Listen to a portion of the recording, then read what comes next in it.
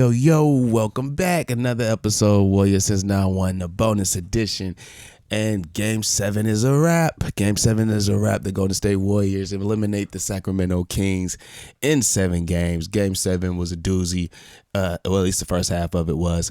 The second half of it still was amazing in my eyes, just being a Warrior fan, but still great. Nice to see everything that we've seen here today. The Golden State Warriors will advance to the second round to face the Los Angeles Lakers for the first time since 1991 in a real playoff setting.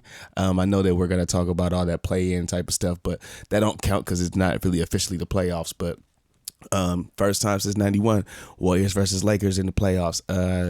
And then the first time since 2018 that actually Steph and LeBron go head-to-head in the playoffs. So that's going to be something that's going to be dope to see moving forward. Coming this Tuesday, really, is going to be Game 1. So that's going to be dope to see. But congratulations again to the Warriors. But not only the Warriors, congratulations to the Sacramento Kings as well. Great season for them. Still ended up with the top 3 seed. Had a chance to even be number 2 at a point at the end of the season. And even though they weren't able to get that done because Memphis went on a little run themselves to maintain that second seed, still the Sacramento Kings, great season after not making the playoffs for 17 years, still coming out there and being able to put forth a great effort against the defending champions and even have them on the ropes a bit, especially winning the first 2 games and then forcing the Game 7 at their house where it was loud. And let's give props to where it's due as well. That Sacramento fan base came out to support their team. The loudest fans in the playoffs so far, not even a question, was the Sacramento Kings. So that was dope for the Sacramento Kings to be able to go through that experience. But I look at it for a different aspect for them because the Warriors kind of went through the same thing when they had retooled and rebranded themselves with the youngsters. What was it, Steph's 4th, 5th year, whatever year it was. Remember the first year that they made it to the playoffs, they lost in the second round. After beating Denver, they lost in the second round. I forgot who the hell they lost to in the second round. But then they came back the second year, and then they lost to the Clippers in the first round. So for Sacramento, this is kind of like a thing for them in reverse, where since they lost in the first round to the team that everybody, well, let's just say the defending champions, because people don't really see the Warriors winning another chip right now, but let's just say the defending champions. And then I just feel like the next year, let them go through a second round knockout, and who knows, they could be the very next dynasty to come along and make something happen in the NBA. So give Sacramento their props. De'Aaron Fox, amazing. Watching Sacramento Kings games throughout the season, I know that he was a pretty goddamn good player. Didn't know that he was as great as he is. I do know that, and you can tell just that the finger gave him some problems in the last 2 games, Game 6 and Game 7. He gutted it out in Game 6 and was able to force a Game 7 with the help of Malik Monk. But Game 7, you could tell that finger was bothering him a bit. He only had, I believe, either 13 or 15 points on the night. So you could tell it was bothering him, but still, major props to him. Major props to the young guys like Keegan Murray, Terrence Davis. Keeping up with Steph is not an easy thing to do. And those 2 young studs, Davion Mitchell and Terrence Davis, was trying their hardest and their damnedest to keep up with them. So give those young guys props. They got a future coming very soon in this NBA. As Steph was talking about during this press conference, they're in the press is in such a eager mood to move on from the old guard like the Warriors and the Lakers, so to speak, or let's just say LeBron James led teams, and even Chris Paul to an extent because they all been here for a while. But I don't know if it's time yet, but we're sure gonna find out. But can't wait for the next season, for the next series, for the Lakers and the Warriors. Man, that's gonna be nice. And again, for the first time, especially for this Golden State Warriors team, to face 2 straight California teams in a row in the playoffs. Usually they gotta fly like to Memphis or something, or they gotta fly somewhere far, Minnesota, somewhere crazy, New Orleans, and then have to fly back home. This time they've really been staying within a 6-hour drive radius. So that's a dope thing for them to be able to rest their legs, rest their bodies, especially with them being older. It's just something that they could be able to have in their back pocket.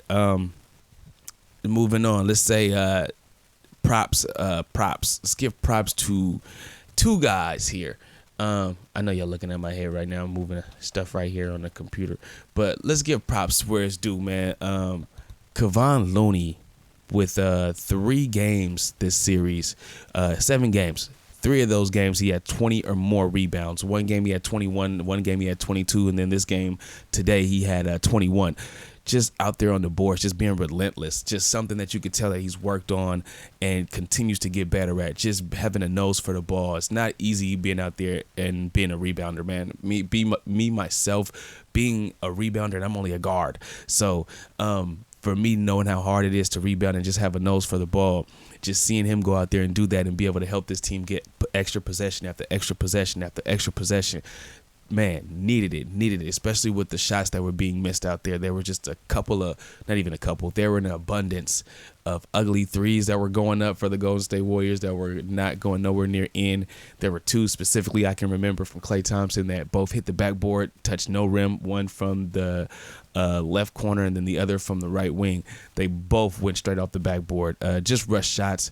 You could tell that the nerves were there, but guys wanted to play better.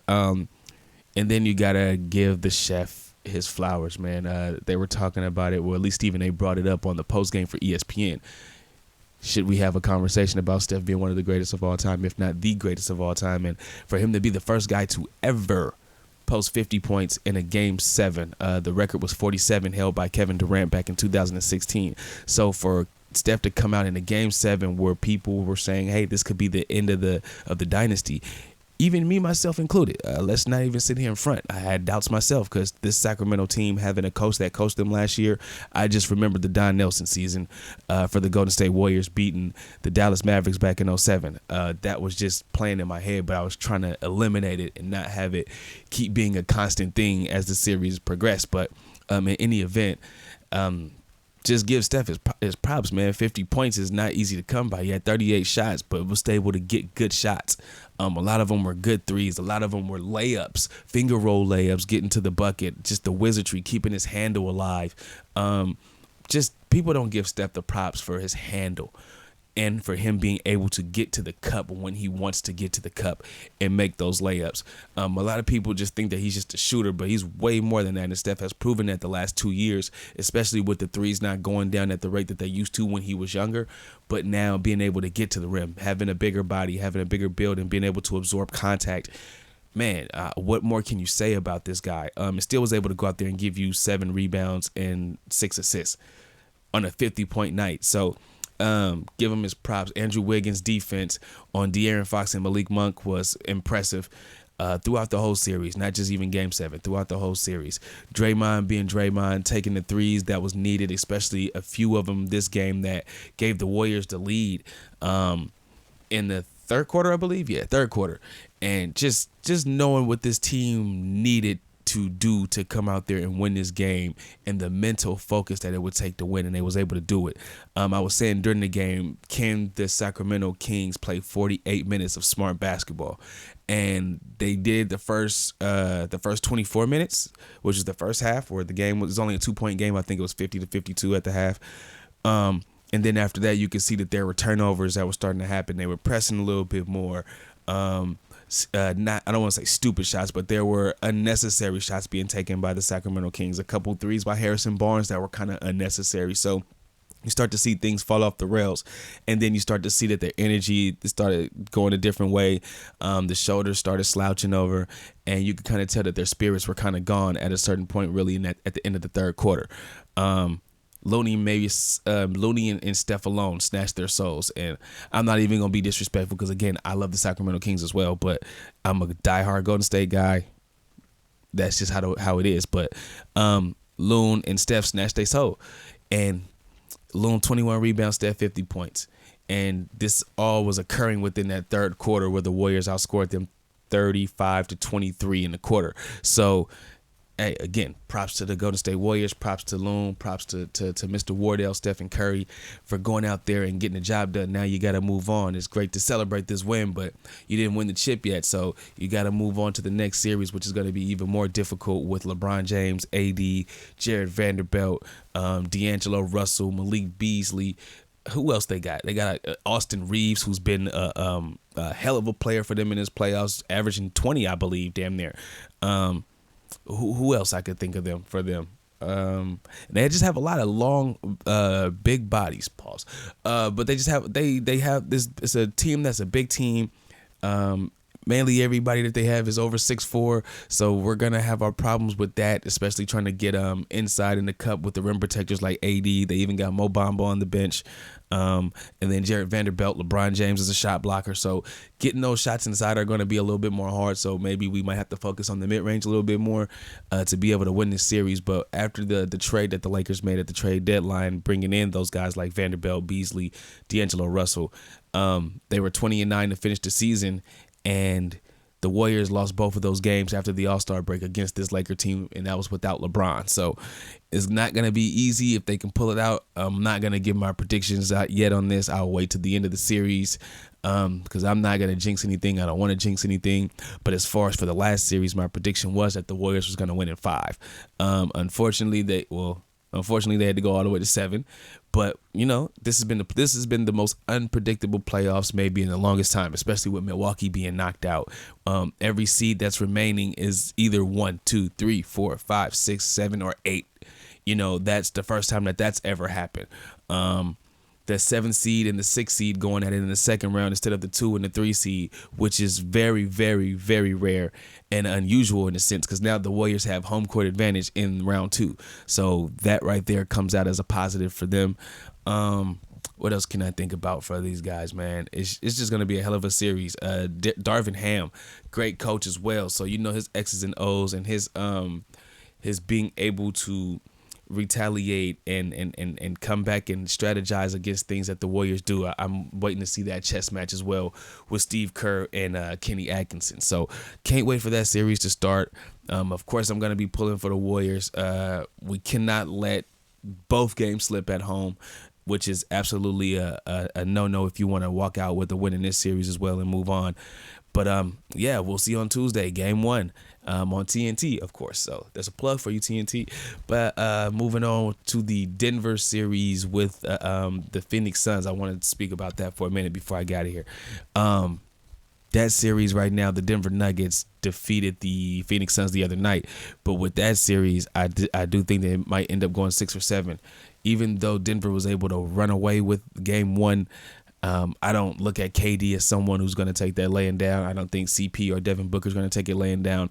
But the only thing I do see is that they don't have a lot of depth on their team. There's not a lot of depth on that Sacramento team, on that Phoenix team at all. Damian Lee, Torrey Craig, Campaign just returned back from his injury. But that's really, really it. Ish Wainwright, I don't think he's really ready for a playoff setting yet. They do have Terrence Ross, but he doesn't play. So just the depth for that team after KD, after after Ayton, after Chris Paul, and after Devin Booker, who else do they really have? So we know as a Warrior fans that we know how Damian Lee is, so we know that he could be hit or miss just depending on the game and depending on the matchups and the energy of the night. So you don't really look for him to be a big deal throughout the series, maybe, but one game where he could be an X factor. But I do see Phoenix coming back and winning Game 2. Could be wrong, but it wasn't really Jokic who was doing the damage in Game 1. It was more Jamal Murray. Every time Phoenix would try to make a comeback after being down 20, it would be Jamal Murray making a big shot, whether it's a step back, whether it's a 3, whether it's a fadeaway. He was just making a bunch of buckets to be able to keep the Phoenix Suns at bay. Will he be able to do that? Game 2, we'll have to wait and see, but KD won't have 7 turnovers in Game 2. He had 7 turnovers in Game 1, which was really a big factor to why Denver was able to keep them at bay. Chris Paul didn't have the best game as well, so look for him to to come back and bounce back and have a good game, unless his birthday's coming up, which is going to be sometime in May. We know how it happens the day after his birthday. He kind of goes a little bit downhill, so hopefully he doesn't party too much on his birthday to be able to keep their season going. But Denver's not going to be an easy out. They were the number 1 seed for a reason, and they're showing it. KD even mentioned that in his postgame. So it's going to be something that Phoenix is going to have to figure out, being that might have had been my team to root for if the Golden State Warriors had lost Game 7 against Sacramento. So I'm keeping my eyes on everything Western Conference wise. Again, my whole thing is I want Steph to repeat. If he can get a 3-peat for the first time in his career and end it on that note, that'd be awesome as well. But that's in the future, looking at the present. So right now, do what we got to do to get this second championship for Steph, his fifth really overall, and we'll start having them conversations about him being the GOAT. So that's really what I'm looking for. But overall, great weekend of basketball. Miami Heat gets a Game 1 win over the New York Knicks, which Miami has been amazing to be a team that came from losing their first game in the play-in tournament and then having to come back, beat Chicago, then eliminating the Milwaukee Bucks, which was the number 1 seed in the East, and then Game 1 going in and winning in New York in hostile environment on the road. So give Miami their props as well. We'll get the Philadelphia series, I believe, on Monday with Philadelphia and Boston. So great week of basketball coming up, man. We in round 2 now officially with all 8 teams remaining. So yeah, let's get to it. You guys have a great rest of your weekend, man. And thank you again for joining me on WS91, the bonus edition. Yeah, dig. Y'all have a good one.